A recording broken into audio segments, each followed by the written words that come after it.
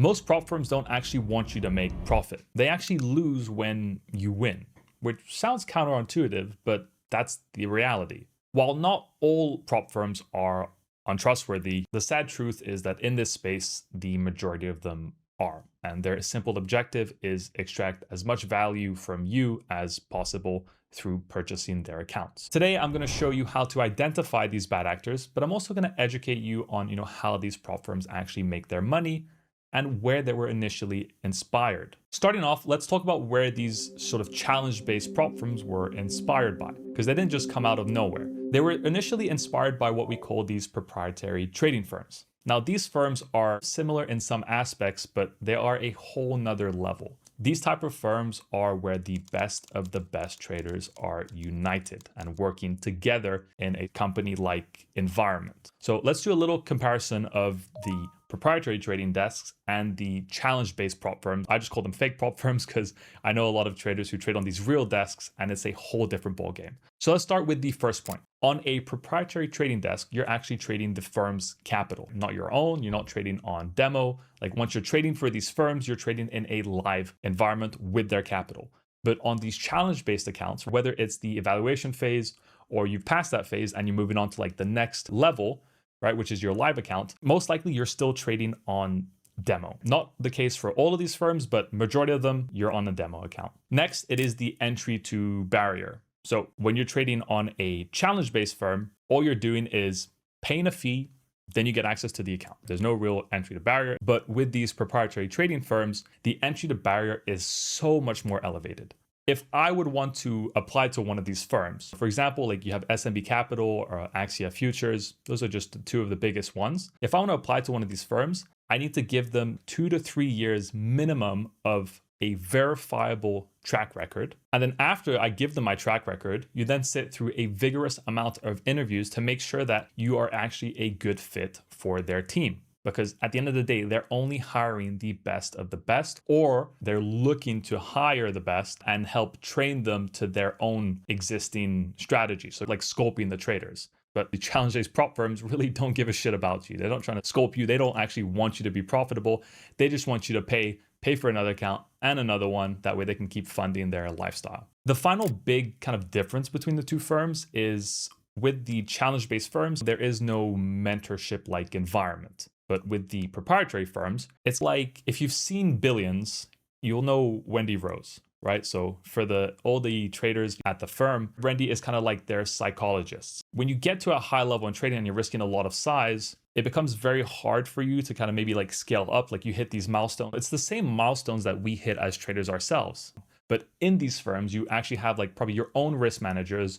You have a dedicated psychologist that will help you and really figure out like what are your problems and how that can elevate you to like the next level in your trading. So in terms of just focusing on these challenge-based prop firms, firstly, you pay for the account and you get access to these virtual funds that are on a demo. Then you usually have these profit targets, 8 to 10% profit targets, maybe a 5 to 6 max drawdown and like a 3% daily max drawdown, that if you breach that, then that account is terminated and you need to buy another account and redo the sort of challenge. Once you pass the verification phase, you then get your funded account. Now, while not all prop firms are bad actors, most of the time they are. And when you think you're trading on a live demo environment, you're probably just trading on demo again. But if you're able to be profitable, you then get a payout from those firms and then they just get a commission. Let's kind of go more into depth on how these firms make their money and how that compares to the proprietary trading firms. So for the challenge-based prop firms, it's you, the trader, you're then buying the challenge account. So there's the exchange of money of you buying the account, going to the prop firm.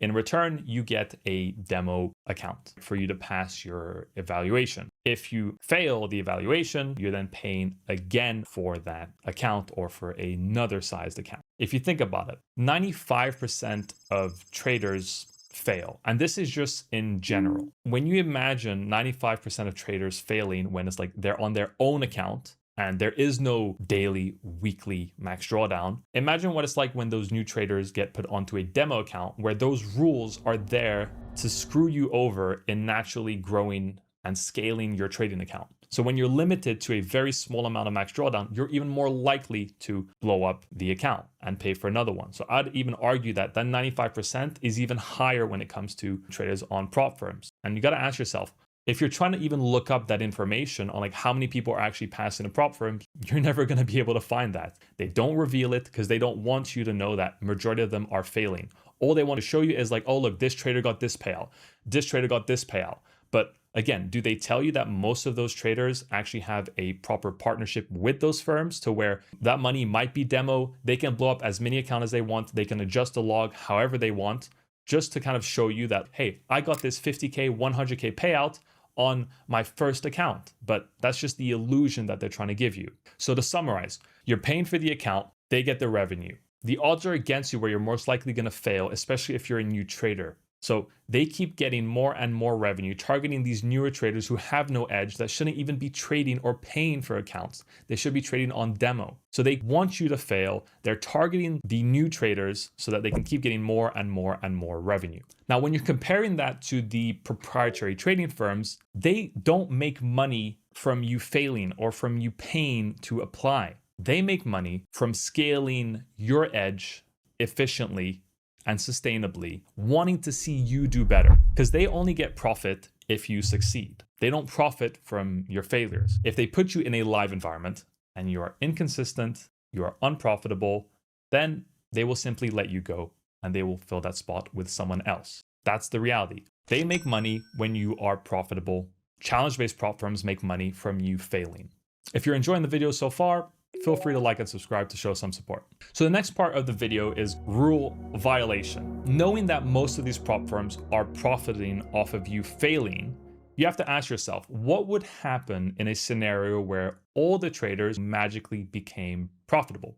Those companies would go to shit. Because most of the time, the money that they generate from the failing traders, they would use to pay out the successful traders. Because again, you're in a demo environment. So it's not like you're making money from the market by trading against other participants. That way, those firms don't actually get that money. So if everyone becomes magically profitable, well, there's no one else kind of buying these accounts and they can't pay people for the payout. In order for them to maintain this ethical balance, they need people to continue to buy the accounts, but most importantly, they don't want people to succeed and pass the accounts to request payouts. Now, here are some of the most common ways that they are going to screw you over your payout. Number one, they're going to be like, your IP address is inconsistent. We've seen some red flags. We have to terminate your account. Now, they're not going to do this at the start after you bought the account. After you're on a live account and you're already showing some sort of consistency, they're going to wait to do it to when you actually request that payout. And then you're just like, really? Then one of my favorites is, when you're too consistent, so obviously they don't want consistency, but when you're showing actual consistency, strict risk management, and you're actually doing exactly what you should be doing, they'll say something like, we've identified that you are using a bot, so we cannot give you that payout. Now, again, these excuses are fucking stupid, but they will do whatever they want, and they can. A lot of these entities are offshore. There is no person linked to them. And because they're trading on demo, they don't have to abide by a lot of these financial regulations. You don't get your payout. What are you going to do? Go on Twitter, give them shit, but that doesn't change anything because I see it all the time on Twitter. Whenever I see these posts of these prop firms doing these giveaways, I look at the comment section and it's just like, I didn't get my payout. I didn't get my payout for this. And you think like anything kind of changes after that? They don't give a shit because they know if they continue doing their marketing campaigns, they can just get more and more people to pay for those challenges accounts. So to finish off the video, here are just some red flags for you to watch out for before you start buying accounts from a challenge-based prop firm. Number one, if there is an anonymous team or founder. So if you have the name of a prop firm, look online, look on Google, look on Twitter, look on Instagram, look wherever you can, and just try to find who actually owns it. Look to see if there is any sort of big firms that are invested in that company, because the more big companies invested that are legitimate, the more likely that firm is to be more trustworthy. But if you can't find the team, no one is doxxed, you don't even know who the CEO is. If you don't know who it is, stay the fuck away. That's going to be the motto for this. Number two is the fake and botted reviews. I was doing some research of my own before making this video. And when I'm looking at the reviews of a lot of these prop firms, most of them all have 5-star ratings. There's no 4-star, no 3-star, only good comments to say. And when I'm looking at like, okay, where does the region of these people commenting, it all comes from like one very niche area. Be aware of those comments. It's pretty easy to say like when they're botted and all automated. So just really look at the comments and try to see if there are actually any genuine ones, because most of the genuine ones are going to be people's actual experience and you can listen to what they say. But if you just see a prop firm with 0 bad reviews, 0 bad comments, then most likely they're deleting them on purpose. The third one is these very unrealistic and kind of ridiculous marketing campaigns. So when you have these firms promoting 80, 90%, buy one, get one free, all of these campaigns, don't think of it as like, oh, it's value. You should be like, all right, I'm going to stay away from that. If they're offering these huge discounts, is because they probably don't have enough people buying their accounts and they want to continue to onboard as many new people as possible. And then when it comes to those like very shady campaigns, when I was on Twitter, one of the things that I saw was this one company in particular that was doing like, hey, if you comment under this post, whichever comment gets 0 likes at the end of X amount of time, we will be giving away a couple of 100K accounts for free. And then when you're looking at all of those kind of posts, what you notice is 1 minute before the deadline, some account magically posts under it with 0 likes. And then they're the ones winning the giveaway, while you have like a bunch of other accounts that posted way before who also had 0 likes. And all they're doing is just scamming and doing these stupid marketing campaigns to get you, again, to keep buying these accounts. And the fifth one is pull up loads of these different prop firms on a web browser and just have a look at the different pricings. What you'll notice is if there is a huge difference in pricing, so let's say for a 100K account, it is $800 to access that account. If you see on average that most of the firms are like 700, 800, 900, but then you see this one firm that is like, oh, we'll give it to you for $300, stay away from the $300, okay? When there's a huge discrepancy between those numbers, avoid it at all costs. I hope I was able to shed some light on the prop firm space for you, as well as these proprietary trading desks. If you enjoyed the video, don't forget to like and subscribe. Let me know in the comments below if you want me to make a video on who these challenge-based prop firms are actually for and what kind of traders should completely avoid them in general. Hope you found some value in the video, and I'll catch you in the next one. Take care.